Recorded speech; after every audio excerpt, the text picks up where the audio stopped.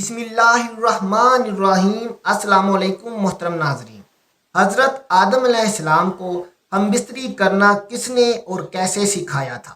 حضرت سیدنا امام غزالی رحمۃ اللہ علیہ فرماتے ہیں، جمع کرنا جنت کی لذتوں میں سے ایک لذت ہے۔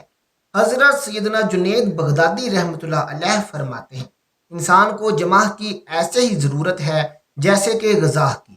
محترم ناظرین، جیسا کہ ہم سب جانتے ہیں کہ کھانا پینا انسان کی سب سے پہلی اور سب سے بڑی ضرورت ہے۔ اگر ہم کھانا اور پینا نہیں کریں گے تو پھر ہمارا جسم اور صحت زیادہ عرصہ تک برقرار نہیں رہ سکیں گے۔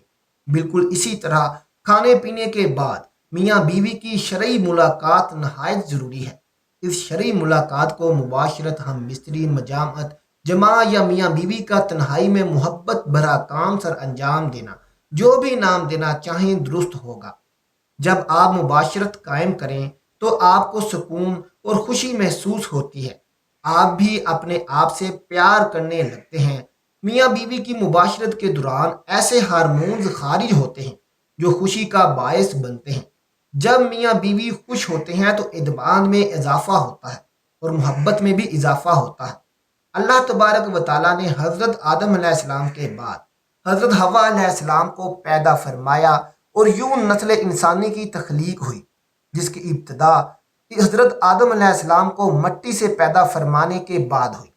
حضرت آدم علیہ السلام کو اللہ تبارک و تعالیٰ نے جنت کے اندر تخلیق فرمایا اور حضرت آدم علیہ السلام جنت کے اندر اکیلے بشر تھے اور ان کی جنس سے کوئی بھی بشر موجود نہ تھا کہ جس کے ذریعے سے حضرت آدم علیہ السلام انسیت حاصل کرتے۔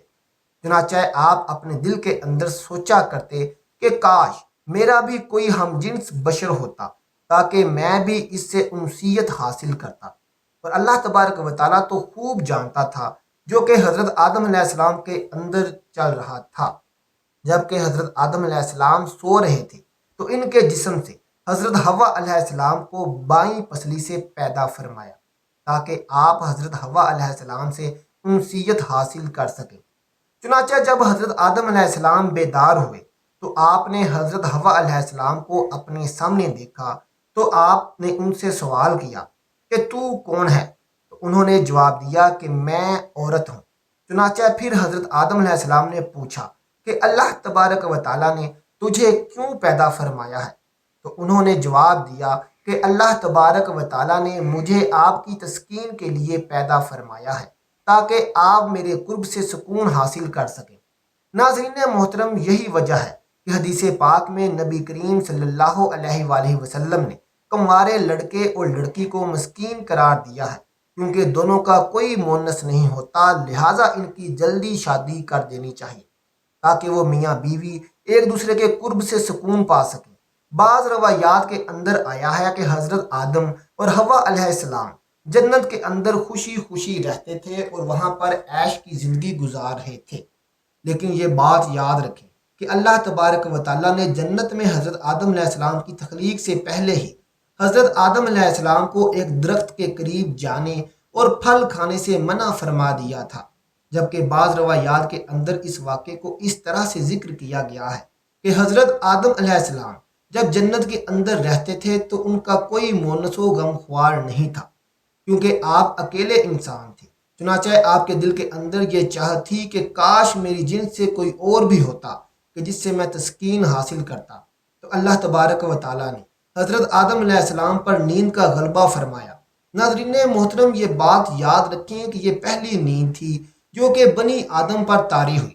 چنانچہ اس نیند کے اندر اللہ تبارک و تعالیٰ نے حضرت حوا علیہ السلام کو حضرت آدم علیہ السلام کی بائیں پسلی سے پیدا فرمایا۔ چنانچہ جب حضرت آدم علیہ السلام بیدار ہوئے، آپ نے اپنے سامنے ایک ایسی بشر عورت کو دیکھا جو کہ آپ سے بہت زیادہ مشابہت رکھتی تھی اور جن سے بشریت کے اندر بہت زیادہ حسین و جمیل تھی۔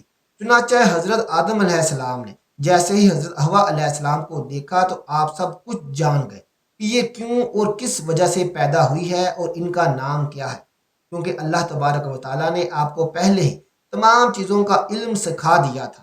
چنانچہ پھر اس کے بعد فرشتے حضرت آدم علیہ السلام کے علم کا امتحان لینے کے لیے ان کے پاس آئے اور حضرت آدم علیہ السلام کو سلام کیا اور حضرت آدم علیہ السلام کو سلام کرنے کے بعد فرشتوں نے حضرت آدم سے پوچھا کہ یہ تمہارے سامنے جو مخلوق موجود ہے یہ کیا چیز ہے؟ تو حضرت آدم علیہ السلام نے ارشاد فرمایا کہ یہ عورت ہے۔ چنانچہ پھر ان فرشتوں نے دوسرا سوال یہ کیا کہ اس عورت کا نام کیا ہے؟ تو حضرت آدم علیہ السلام نے فرمایا اس کا نام ہوا ہے۔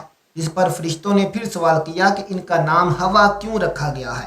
چنانچہ حضرت آدم علیہ السلام نے جواب دیا کیونکہ ان کو ایک زندہ انسان سے پیدا کیا گیا ہے، اسی وجہ سے ان کا نام ہوا علیہ السلام رکھا گیا ہے۔ حضرت ابراہیم نخائی رحمۃ اللہ علیہ روایت کرتے ہیں کہ جب اللہ تبارک و تعالیٰ نے حضرت آدم علیہ السلام کو پیدا فرمایا تو اللہ تبارک و تعالیٰ نے حضرت آدم علیہ السلام کی طرف ایک فرشتے کو بھیجا۔ حضرت آدم علیہ السلام کو جمع یعنی ہم بستری کرنے کا حکم دیا تو انہوں نے حضرت حوا علیہ السلام سے ہم بستری کی۔ چنانچہ جب حضرت آدم علیہ السلام جمع سے فارغ ہوئے تو حضرت حوا علیہ السلام نے کہا اے آدم علیہ السلام، یہ تو بہت اچھی چیز ہے، اس کو میرے ساتھ اور زیادہ کرو۔ اس حوالے سے اس کی کوئی سند موجود نہیں کہ یہ روایت درست بھی ہے یا نہیں، اور بعض روایات کے اندر اس واقعے کو کچھ اس طرح سے بیان کیا گیا ہے کہ جب اللہ تبارک و تعالیٰ نے حضرت آدم علیہ السلام اور حضرت حوا علیہ السلام کو شجر ممنوع کا پھل کھانے کی وجہ سے زمین پر اتار دیا تو وہ کافی عرصے تک ایک دوسرے سے جدا رہے۔ چنانچہ حضرت آدم علیہ السلام اللہ تبارک و تعالیٰ کی محبت اور اپنے اس اجتہادی خطاب پر بہت زیادہ گریہ وزاری فرمایا کرتے تھے۔ چنانچہ آپ کے رونے کی شدت کی وجہ سے ایک دن حضرت جبرائیل علیہ السلام نے اللہ تبارک و تعالیٰ کی بارگاہ کے اندر حضرت آدم علیہ السلام کی سفارش کی، جس پر اللہ تبارک و تعالیٰ نے حضرت آدم علیہ السلام کے دل کے اندر توبہ کرنے کے طریقے کا اکاہ فرمایا۔ میرے پیارے حبیب نبی کریم صلی اللہ علیہ وآلہ وسلم سے میری بارگاہ کے اندر توبہ کرو تو میں تمہاری توبہ قبول کر لوں گا۔ چنانچہ پھر اس طرح سے حضرت آدم علیہ السلام نے اللہ تبارک و تعالیٰ کی بارگاہ کے اندر توبہ کی تو اللہ تبارک و تعالیٰ نے ان کی توبہ کو قبول کرتے ہوئے حضرت جبرائیل علیہ السلام کو خوشخبری سنانے کے لیے بھیجا۔ چنانچہ حضرت آدم علیہ السلام حضرت حوا علیہ السلام کے پاس آئے اور ان کی توبہ کی مقبولیت کی خوشخبری ان کو سنائی، اور پھر حضرت آدم علیہ السلام کو لے کر آپ مکہ مکرمہ تشریف لائے اور وہاں پر کعبۃ اللہ شریف کی حضرت آدم علیہ السلام نے بنیادیں رکھیں اور حجر اسود پتھر کو بھی ان کے ساتھ نصب کیا جو کہ آپ کے ساتھ جنت سے آیا تھا۔ اس کے بعد حضرت آدم علیہ السلام نے حضرت حوا علیہ السلام سے میدان عرفات کے اندر دونوں کی ملاقات کروائی۔ چنانچہ عرصے کی دوری اور وقت اور دنیا کی تغیرات کی وجہ سے دونوں کے اندر کافی تبدیلیاں آ چکی تھیں، اس وجہ سے دونوں ایک دوسرے کو نہ پہچان سکے، جس پر حضرت جبرائیل علیہ السلام نے تعارف کا کام کروایا اور دونوں کا ایک دوسرے سے تعارف کروا دیا گیا۔